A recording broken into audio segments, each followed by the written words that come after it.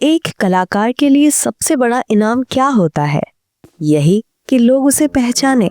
पर कभी कभी ये पहचान ही आपके साथ ऐसी चिपक जाती है कि हटाना मुश्किल हो जाता है। आज हम दो ऐसे एक्टर्स की कहानी पर बात करेंगे जो इंडस्ट्री में अपने गुजराती थिएटर वाले जमीन से तो निकले, लेकिन हिंदी सिनेमा और टीवी ने उन्हें एक अलग ही पहचान दे दी। एक को लोग देखते ही समझ जाते, अरे ये तो विभीषण है।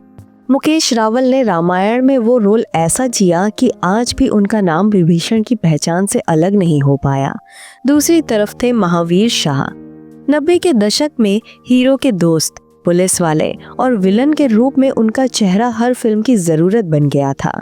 अंकुश या बादशाह जैसी फिल्मों में उन्होंने जो खलनायकी दिखाई वो दर्शकों को डराने के लिए काफी थी। इन दोनों की जिंदगी में पर्दे पर भले ही सब कुछ साफ साफ दिखा, पर पर्दे के पीछे इनके साथ जो हुआ वो किसी ने खुलकर नहीं बताया। किसी को पता भी नहीं चला कि ये दोनों कलाकार अचानक कहाँ गायब हो गए। एक की जिंदगी खत्म हुई अमेरिका की सड़क पर और दूसरे ने अपनी कहानी पूरी कर ली मुंबई के रेलवे ट्रैक पर। कैसे मिली थी इन्हें वो पहली पहचान और क्यों हुआ इनकी जिंदगी का अंत इतना दर्दनाक, जिसके बाद इंडस्ट्री में कोई अफसोस जताने वाला भी नहीं दिखा। आइए जानते हैं दो एक्टर्स की अनकही कहानी। हम शुरुआत करते हैं मुकेश रावल से, जिनका जन्म 1951 में मुंबई के एक गुजराती परिवार में हुआ। मुकेश जी की जिंदगी शुरू से ही दो हिस्सों में बटी हुई थी। एक तरफ वो बैंक ऑफ बड़ौदा में लिपिक यानी क्लर्क की नौकरी कर रहे थे, जो उनके पेशे का हिस्सा थी, और दूसरी तरफ वो गुजराती रंगमंच के अमिताभ बच्चन माने जाते थे। उनका अभिनय और रंगमंच पर उनका भाव इतना जबरदस्त था कि उनकी अलग ही पहचान थी। मुकेश रावल के परिवार में उनकी पत्नी सरला, दो बेटियां विप्रा और आर्या और एक बेटा द्विज थे। विप्रा और आर्या भी आगे चलकर एक्टिंग में आई, लेकिन एक्टिंग में उनकी असली किस्मत तब चमकी जब रामानंद सागर की नजर उन पर पड़ी।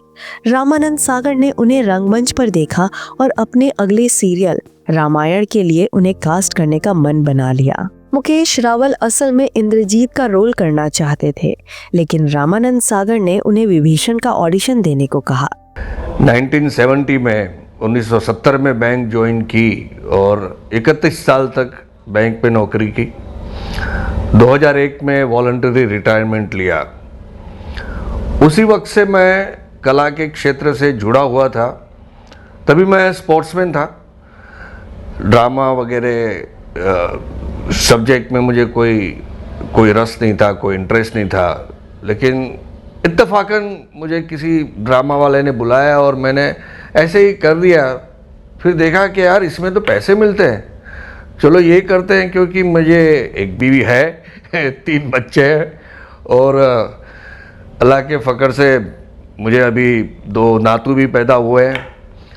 तो उस हिसाब से मैं कला के क्षेत्र से जुड़ा। फिर मुझे शौक़ बढ़ता गया और आप लोगों के सहकार से, आप लोगों की दुआ से, आपके आशीर्वाद से मैं इस स्थान तक पहुंचा हूं। शुक्रिया।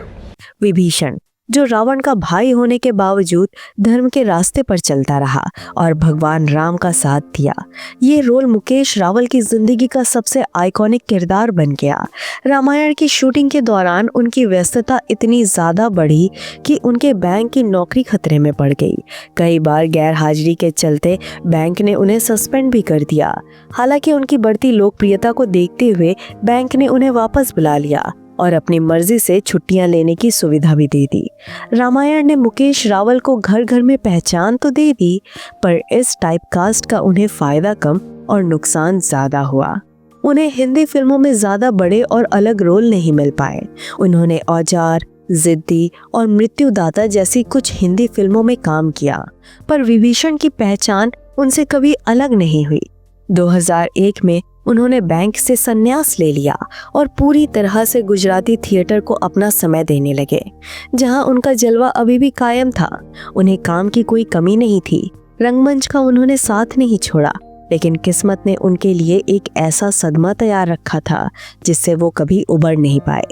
2006 का वो साल था जब उनके 17 साल के बेटे द्विज की ट्रेन दुर्घटना में मौत हो गई।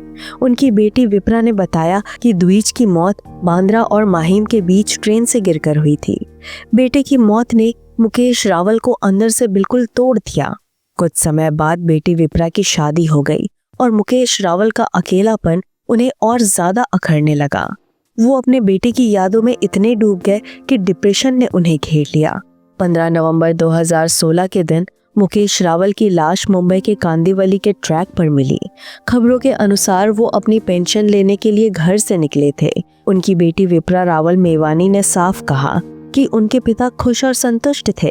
डिप्रेशन जैसी कोई बात नहीं थी, क्योंकि वो अक्सर पब्लिक ट्रांसपोर्ट इस्तेमाल करते थे। हो सकता है कि डबिंग स्टूडियो जाते समय प्लेटफॉर्म पर शॉर्टकट लेते हुए ये हादसा हुआ हो, लेकिन शुरुआती खबरों में इसे आत्महत्या का मामला बताया गया, जिसने उनके दोस्तों जैसे मनोज जोशी और परेश रावल को भी सदमे में डाल दिया, क्योंकि सभी उन्हें एक सकारात्मक और खुशमिजाज इंसान के रूप में जानते थे। अब रुक करते हैं दूसरे कलाकार महावीर शाह की कहानी की तरफ। इनका जन्म 5 अप्रैल 1960 को मुंबई में एक गुजराती हिंदू परिवार में हुआ। मुकेश रावल की तरह महावीर शाह को भी बचपन से ही एक्टिंग का शौक था और उन्होंने अपने करियर की शुरुआत गुजराती थिएटर से ही की। वो दिखने में काफी खूबसूरत थे, विदेशी लोगों जैसी आंखें थीं और उनके दोस्तों के लिए वो पहले ही सुपरस्टार थे। उनकी इच्छा थी कि वो हीरो बने, पर नियति ने उनसे विलन के रोल करवाए। उन्होंने 1976 में फिल्म भला मानुस में अपना डेब्यू किया। हालांकि कुछ लोग अब क्या होगा 1977 को उनकी पहली फिल्म मानते हैं। पर्दे पर उनके किरदार ज्यादा भ्रष्ट पुलिस अफसर या शातिर वकील के होते थे। 1986 में फिल्म अंकुश में उन्हें एक बड़ा ब्रेक मिला और इसके बाद 80 के दशक के मध्य से लेकर 90 के दशक तक वो नेगेटिव किरदारों में इतने पॉपुलर हुए कि उनका चेहरा देखते ही दर्शक सहम जाते थे। उन्होंने दयावान, तेजाब, तिरंगा, राजा बाबू, कुली नंबर 1, जुड़वा और बादशाह समेत 80 से ज्यादा फिल्मों में काम किया। उन्होंने जी हॉरर शो जैसे टीवी सीरियल्स में भी काम किया। दिलचस्प बात यह है कि पर्दे पर वो चाहे कितने भी खूंखार दिखे, असल जिंदगी में वो बहुत ही विनम्र और जमीन से जुड़े हुए इंसान थे। उन्हें हमेशा इस बात का अफसोस रहा कि उन्हें अपनी प्रतिभा दिखाने का पूरा मौका नहीं मिला, पर दर्शक उनके चेहरे और दमदार मौजूदगी को कभी नहीं भूले। उन्होंने चेतना शाह से शादी की, जिनसे उन्हें एक बेटा और एक बेटी हुई। महावीर शाह अपने करियर में काफी अच्छा कर रहे थे, लेकिन 31 अगस्त 2000 को उनकी जिंदगी का भी दर्दनाक अंत हुआ। वो अपनी पत्नी, बेटे और बेटी के साथ 2 महीने की छुट्टी पर अमेरिका घूमने गए।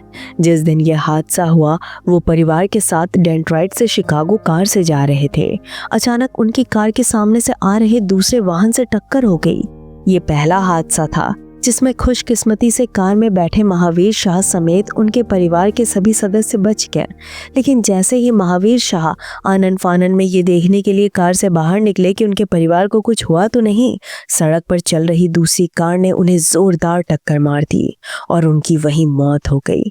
उनकी आखिरी फिल्म आज का अंधा कानून उनके निधन के बाद 2003 में रिलीज हुई। दुर्भाग्य की बात यह भी थी कि 40 साल की उम्र में इतनी दर्दनाक मौत होने के बावजूद फिल्म जगत से इतना बढ़िया कलाकार गायब हुआ। इस खबर से किसी को ज्यादा अफसोस नहीं हुआ और ये बड़ी न्यूज बनी भी नहीं।